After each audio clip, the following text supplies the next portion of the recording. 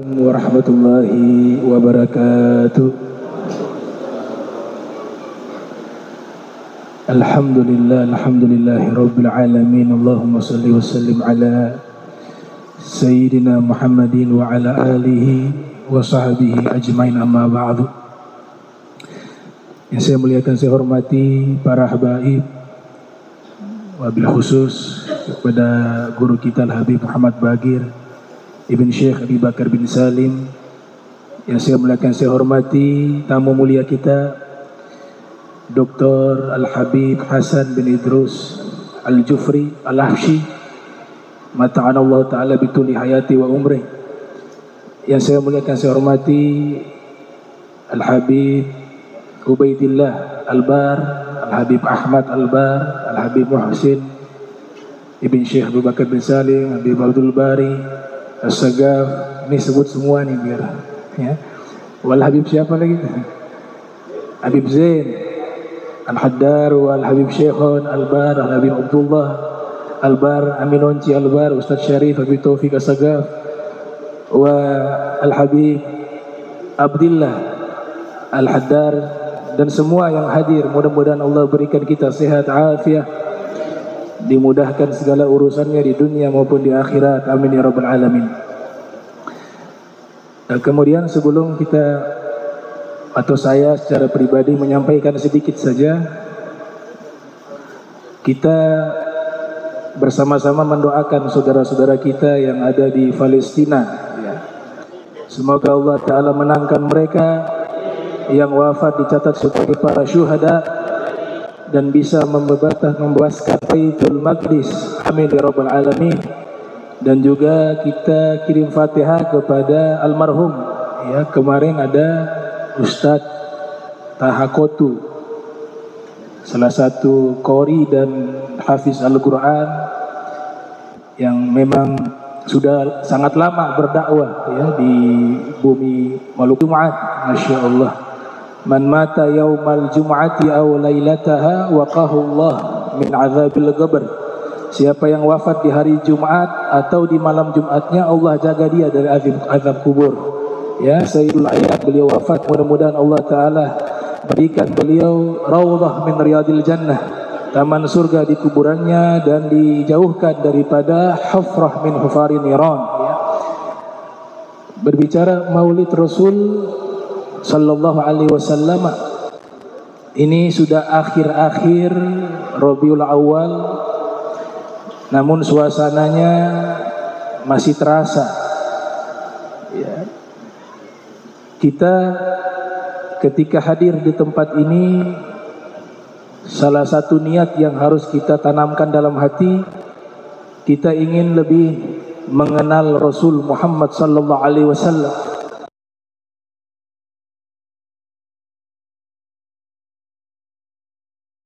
Riwayat disebut dalam satu kitab Sirah Nabawiyah, termasuk kitab Sirah Nabawiyah yang sangat lengkap ya, 14 jilid. Judulnya itu Subulul Huda war Rasyad Asy-Syami. Di dalam kitab tersebut disebutkan ada salah satu ulama bernama Abu Musa Az-Zarhuni pernah bermimpi berjumpa dengan Rasul Muhammad sallallahu alaihi wasallam.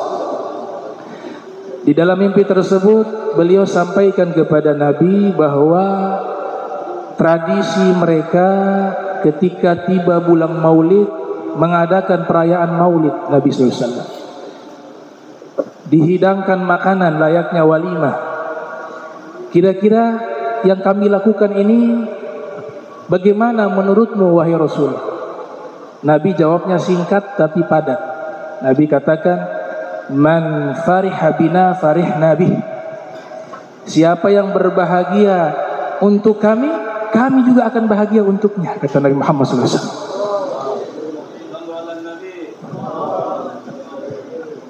Antum bisa tahu harganya bahagianya Nabi. Nabi bahagia itu kesimpulannya yang pertama, pasti Allah ridho kepada kita. Membuat Nabi bahagia, kita otomatis mendapatkan ridhonya Allah Subhanahu wa ta'ala.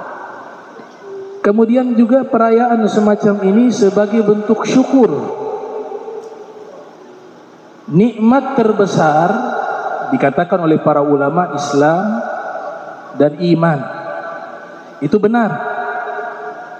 Tapi dijawab oleh Ibnu Hajar Al-Haytami yang lahir tahun 909 Hijriah, wafat 974 Hijriah. Beliau punya jawaban lewat judul kitab. Beliau mengatakan benar Islam dan iman itu nikmat paling besar, tapi harus diingat tanpa Nabi Muhammad Islam dan iman tidak akan ada. Maka beliau menulis kitab berjudul An-Ni'matul Kubra 'alal 'alam fi Maulid Sayyidi Waladi Adam. Nikmat terbesar bagi alam semesta ini adalah di saat dilahirkannya Nabi Muhammad sallallahu alaihi wasallam, pemimpin anak Adam. Bagaimana tidak besar nikmat dihadirkan Nabi di tengah-tengah kita, dihadirkan Nabi di alam jagat raya ini. Kenikmatannya tidak pernah terputus sampai nanti kita masuk ke dalam surga. Nabi hidup 1498 tahun yang lalu beliau lahir. Sahabat mendapatkan nikmat besar karena bisa hidup bersama Nabi Muhammad. Kenikmatan besar orang-orang yang beriman kepada Nabi, hidup sezaman dengan Nabi, ikut berjuang bersama Nabi, bahkan melihat Nabi Muhammad SAW, bergaul dengan Nabi Muhammad SAW. Itu nikmat yang paling besar. Makanya Nabi katakan apa? Hayati khairun lakum. Hidup saya baik untuk kalian. Tapi nikmat Nabi Muhammad di saat beliau wafat masih ada. Tidak pernah terputus. Nikmat untuk umatnya. Apa itu? Setiap kali kita mengucapkan salam dan salawat kepada Nabi Muhammad sallallahu alaihi wasallam, Allah kembalikan ruhnya ke jasad beliau hanya sekedar untuk menjawab salam salah seorang umatnya. Ia mengucapkan salam dan salawat kepada beliau. Ma min ahadin yusallimu alayya illa raddallahu alayya ruhi hatta arudda alaihi salam, kata Nabi. Tidaklah seseorang mengucapkan salam kepadaku melainkan Allah mengembalikan ruhku ke dalam jasadku untuk aku menjawab salamnya, kata Nabi Muhammad. Ini nikmatnya masih ada sampai saat ini. Tidak hilang nikmat ini. Sampai kapan? Ila yaumil qiyamah, bahkan sampai kita masuk ke dalam surganya Allah Subhanahu wa taala. Nikmat yang kedua, amal ibadah kita. Ya, disodorkan di hadapan Nabi sallallahu alaihi wasallam. Tu'radu alayya a'malukum fa in wajadtu khairan hamidullah wa in wajadtu ghaira dzalik istaghfartullah lakum. Atau kama qala sallallahu alaihi wasallam. Semua amal kalian dihadapkan, diantarkan di hadapanku. Kalau aku melihat amal kalian, wahai umatku, baik, aku bersyukur, memuji kepada Allah. Tapi jikalau aku dapati amal kalian buruk, aku memohon ampun kepada Allah. Untuk siapa? Untuk beliau? Tidak. Untuk kalian umatku yang melakukan dosa. Ini nikmat masih berlangsung sampai nanti. Belum lagi nikmat yang tetap ada sampai saat ini, ni'matul kubra, nikmat terbesar, nikmat dihadirkan Nabi Muhammad SAW di alam jagat raya ini. Yang ketiga, setiap kali kita membacakan salawat dan salam kepada Nabi, qala Imam Mujahid, disebutkan dalam kitab Al-Qirtas ala Syarhi Ratibil Attas, nama kita disebut di hadapan Nabi Muhammad, nama ayah kita disebut di hadapan Nabi Muhammad sallallahu alaihi wasallam. Ini nikmat yang tidak akan terputus, yang khusus Allah berikan kepada kita. Maka pantas sekali jika kita merayakan ihtifal Maulid Nabi Muhammad. Kalau hanya 30 hari dalam satu bulan, itu tidak cukup untuk mensyukuri nikmat terbesar, nikmat yang Allah berikan kepada kita, dihadirkan Nabi Muhammad sallallahu alaihi wasallam di alam semesta ini dan dipilih kita menjadi umat Nabi Muhammad sallallahu alaihi wasallam. Ada satu hadis. Hadis ini diriwayatkan oleh Syekh Al-Imam Bukhari, namanya Abu Ishaq. Bahkan beliau mengatakan balagha mablagal mutawatir, dia sampai ke derajat mutawatir hadis ini. Wa qala hadza haditsun sahih, beliau mengatakan hadis ini hadis sahih. Bahkan ditahqiq oleh Sayyid Abdul Hayy Al-Kattani Al-Hasani Al-Idrisi, Sudah diteliti sanadnya, diteliti matannya, dicari tahu semua. Dengan riset ilmiah yang beliau lakukan, beliau simpulkan bahwa hadis ini hadis hasan menurut As-Sayyid Abdul Hayy Al-Kattani. Apa isi hadisnya? Nabi mengatakan, ij'alu yauma maulidi idakum wa sallu wa sallimu alayya fihi tanalu syafaati yaumal qiyamah.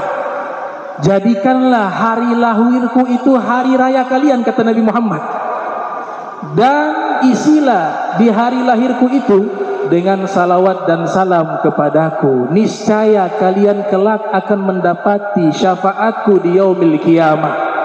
Ini hadis hasan menurut Syekh Abdul Hayy Al-Kattani, hadis mutawatir dan sahih menurut Abu Ishaq Syekh Al-Imam Al-Bukhari. Nabi hubungkan dengan apa? Dengan salawat. Kita jadikan momentum Rabiul Awal sebagai bulan salawat dan salam kepada Nabi Muhammad SAW. Kita jadikan bulan Rabiul Awal sebagai bulan muhasabah. Kita jadikan bulan Rabiul Awal sebagai bulan taubat kepada Allah. Kita jadikan bulan Rabiul Awal sebagai bulan untuk ar-ruju' ilallah, untuk taat kepada Allah, untuk meningkatkan taqwa kepada Allah Subhanahu wa taala.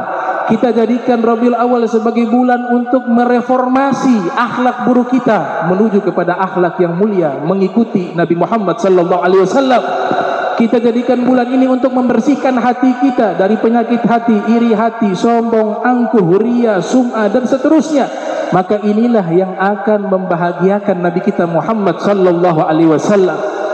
Basyir wajha nabiyikum bisoleh a'malikum. Terakhir saya tutup, salawat dan salam itu saking hebatnya perhatian para ulama. Kita mungkin kalau membaca kitab-kitab salawat sangat banyak disusun oleh para ulama terdahulu. Ibnul Qayyim juga menulis kitab Jala'ul Afham fi Fadli Salati ala Khairil Anam, khusus salawat kepada Nabi Muhammad SAW. Ada juga Syekh Yusuf An-Nabhani menulis dua kitab, ya, Sa'adatud Darain fi Salati ala Sayyidil Kaunain dan Afdalus Salawat ala Sayyidi Sadat, isinya salawat kepada Muhammad. Ada yang terkenal Dalailul Khairat, Imam Jazuli juga menulis kumpulan salawat. Ada juga Syekh Babah menulis kitab Majmu'ah yang mengumpulkan salawat dan salam kepada Nabi Muhammad SAW. Dan masih banyak ulama-ulama lainnya menulis kitab-kitab khusus tentang salawat dan salam kepada Nabi Muhammad SAW. Bahkan para masyayikh, guru-guru besar yang ada di Mesir, yang ada di Hadramaut, yang ada di Syam, ya, bahkan beberapa kiai yang ada di Jawa seperti Mbah Maimun Zubair, mereka saking perhatian dengan salawat, kalau membaca Al-Quran ada nama Nabi Muhammad, mereka susul dengan salawat setelahnya. Padahal nama Nabi dalam Al-Quran hanya 5 kali Allah sebut, ya, hanya 5 kali. Di antaranya Allah Ta'ala nyatakan, wa idh qala Isa ibn Maryam ya bani Israel inni rasulullahi ilaikum musaddiqan lima baina yadayya minat taurat mubasysyiran bir rasuli ya'ti min ba'di ismuhu Ahmad sallallahu alaihi wasallam. Maka Muhammadun aba ahadin min rijalikum walakinna Rasulullah wa khataman nabiyyin. Ketika disebut maka Muhammad sallallahu alaihi wasallam, bahkan ulama-ulama kibar ketika dapat gelar Nabi dalam Al-Quran, ya ayyuhal muzammil, mereka susul dengan salawat, karena itu adalah Nabi Muhammad, wahai yang berselimut sallallahu alaihi wasallam. Ya ayyuhal mudaththir sallallahu alaihi wasallam. Begitu juga lafaz nur, cahaya, kalau ditafsirkan itu kepada Rasul, maka mereka akan menyampaikan salawat setelah membaca ayat tersebut. Qad ja'akum minallahi nurun sallallahu alaihi wasallam wa kitabun mubin. Nurun ala nurin yahdillahu li nurihi sallallahu alaihi wasallam maisha. Dan seterusnya. Artinya apa? Pemahaman ulama-ulama besar bahwa Nabi Muhammad ini sallallahu alaihi wasallam, ketika Allah sebutkan nur secara khusus ditafsirkan itu Nabi Muhammad, memang Nabi Muhammad adalah nur, cahaya. Wah, terjadi ikhtilaf bahwa Nabi Muhammad apakah diciptakan dari cahaya ataukah dari tanah dan seterusnya. Ada yang mengatakan kalau Nabi Muhammad itu diciptakan dari cahaya, itu merusak akidah. Karena lafaz hadisnya dari Abdul Razak As-Sun'ani dalam musnafnya itu, Nabi mengatakan kepada Sayyidina Jabir bahwa sesungguhnya innallaha ta'ala khalaqa qabla asyar nur nabiyika min nuri. Sesungguhnya Allah menciptakan cahaya nabimu sebelum Allah menciptakan segala sesuatu, dan cahaya nabimu diciptakan dari cahaya Allah. Lafaz dari cahaya Allah dipermasalahkan. Padahal di sini tidak sama sekali merusak akidah. Kenapa? Karena bahasa yang disabdakan oleh Nabi ini bukan dipahami secara teks, tapi dia punya takwil. Karena tidak mungkin Allah itu cahaya. Cahaya itu makhluk, tapi itu simbolik. Allah itu maha suci, maha besar, maha indah, disimbolkan dengan cahaya. Bukan Allah cahaya. Laisa kamitslihi syai'. Jadi Nabi Muhammad diciptakan dari cahaya Allah, maknanya bahwa Allah memuliakan penciptaan Nabi Muhammad dengan cahaya khususiyah, An-Nur Al-Muhammadi. Sebenarnya di Al-Quran lebih parah dari ini.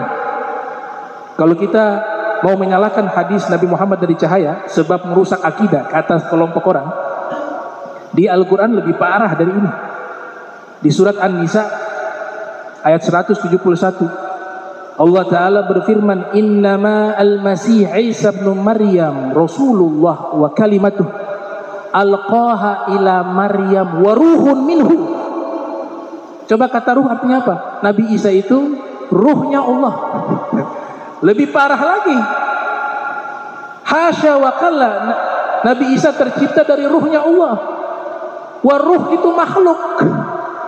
Maka dibaca dalam tafsir Mafatihul Ghaib yang ditulis oleh Al-Imam Fakhruddin Ar-Razi yang lahir tahun 544 Hijriah wafat 606 Hijriah, menyatakan artinya Allah menciptakan ruh istimewa untuk Nabi Isa, ta'ziman wa tashrifan lahu, untuk memuliakan Nabi Isa. Nah, begitu juga masalah cahaya Nabi Muhammad sallallahu alaihi wasallam. Kita ikut ulama-ulama muhaddits yang sufi. Ya, Abu Yazid Muhammad bin Al-Maliki mensyarahi Maulid Ad-Dibai berjudul Mukhtasar fi Sirah Nabawiyah. Di situ ada membahas masalah cahaya. Beliau simpulkan dengan sederhana. Beliau mengatakan bahwa ada 3 pendapat isyarat yang bisa kita pahami di situ. Pendapat pertama meyakini Nabi Muhammad itu dari cahaya. Yang kedua, cahaya juga campuran unsur tanah, dan tanahnya bukan tanah sembarangan, tanah pilihan dia. Dan yang ketiga, ini biasa nih orang-orang yang tidak terlalu memuliakan Nabi, ya, pemahaman-pemahaman mujassimah, musyabbiha dalam sisi akidah menyatakan Nabi Muhammad itu manusia biasa seperti turab, ya, dari turab sama seperti kita. Nauzubillah min dzalik. Abu Yazid Muhammad bin Al-Maliki mengatakan bahwa menurut saya bahwa Nabi Muhammad SAW diciptakan dari cahaya, dan awal penciptaannya adalah cahaya Nabi Muhammad. Dari percikan itulah semua diciptakan oleh Allah Subhanahu wa taala. Oleh sebab itu, hadis tentang pena, kolam, yang Allah sebutkan 4 kali di dalam Al-Quran, disebutkan dalam Sunan Abi Dawud yang lahir tahun 202 Hijriah wafat 275 Hijriah. Inna awwala ma khalaqallahu al-qalam faqala lahu uktub fajara bima huwa kainun ilal abad. Yang pertama kali Allah ciptakan adalah pena, al-qalam. Kata Imam Qurtubi, pena yang ada di Lauhil Mahfuz yang mencatat takdir-takdir makhluk. Innallaha kataba maqadir al-khalaiqi qabla an yakhluqa samawati wal arda bi 50 alf sanah. Yang disebutkan dalam hadis Sahih Muslim, sesungguhnya Allah Ta'ala mencatat takdir makhluk 50.000 tahun sebelum menciptakan langit dan bumi. Ini juga harus hati-hati. Allah tidak punya sifat maha mencatat. Gak ada Allahu ya katib atau ya kutab.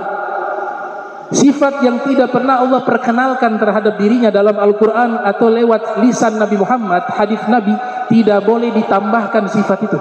Haram. Mungkin Tuhan telah bosan. Bosan tidak ada sifatnya Allah. Begitu Allah maha menulis, tidak ada Allah menyebutkan sifatnya Allah maha menulis. Ini berbicara sifat, tata'allaku bil fi'il. Bicara nama, tata'allaku bil bidzat. Maka yang ditakwilkan di sini adalah bukan Allah mencatat takdir, tapi Allah menciptakan kolam. Kolam itulah yang menulis takdir sampai al-abad, selama-lamanya, dengan kehendaknya Allah. Bukan Allah yang mencatat. Hasya wa kalla, subhanallah, maha suci Allah. Tapi makhluk Allah yang Allah ciptakan yang namanya al-qalam, itulah yang mencatat takdir-takdir makhluk. Dan Nabi ketika Mi'raj pernah mendengar itu.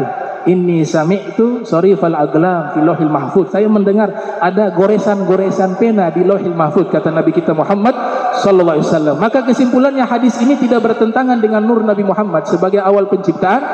Para ulama mengatakan, di antaranya Abu Yazid Muhammad bin Ali al-Maliki mengatakan bahwa pena itu yang pertama kali diciptakan masuknya adalah selain cahaya Nabi Muhammad. Yang paling awal cahaya Nabi Muhammad, dari percikan cahaya itulah Allah ciptakan segala sesuatu, malaikat, al-qalam, as-sama wal ard, dan al-kawakib wal qamar wasyams, bintang, langit, bumi, matahari, semuanya termasuk al-qalam. Itu semuanya diciptakan dari percikan cahaya baginda Nabi Muhammad sallallahu alaihi wasallam. Jadi cahaya Nabi itu hadis tidak qadim. Hadis makhluk diciptakan dari ketiadaan kemudian diadakan. Ya, mudah-mudahan Allah taala jaga akidah kita. Kita ittiba dengan para salafus shalihin yang sudah jelas manhaj mereka, jalan mereka, tarikah mereka, ibadah mereka, akhlak mereka. Mudah-mudahan kita bisa ikut selangkah demi selangkah langkah mereka hingga kita bisa usul ilallah wa usul ila baginda Muhammad sallallahu alaihi wasallam. Wassalamualaikum warahmatullahi wabarakatuh.